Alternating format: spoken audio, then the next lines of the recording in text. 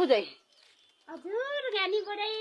कहाँबाट आउनु पर्यो गानी त्यो तपाईँ म कामबाट आएँ गानी बडै के गर्ने खै पचक्कै बन्नु भइज के काम गर्नुहुन्छ र बेरोजगारी भन्छन् के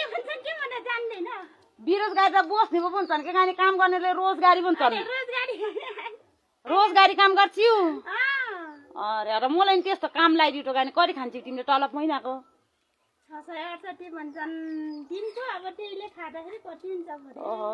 धेर बोउने छ यस्तो जागिर त मलाई लगाइदियो गानी खोज्यो त्यस्तो बेरोजगारी बसिरहेको छु गानी म अब र मलाई काममा लगाइदियो हो मेरो नि कुरा गर्दै सरहरूसित हो हुन्छ बडे त्यो फर्म भर्न गइदियो फर्म भर्न पर्छ रे दियो त मान्छेले काम गर्ने नि फर्म भर्न पर्छ रे ओडामा गएर फर्म भरेर नाम आउँछ रे अन्त त्यहाँ त बल्ल जाने रे पैसा कति लाग्छ रे पैसा खै बिना पैसै होला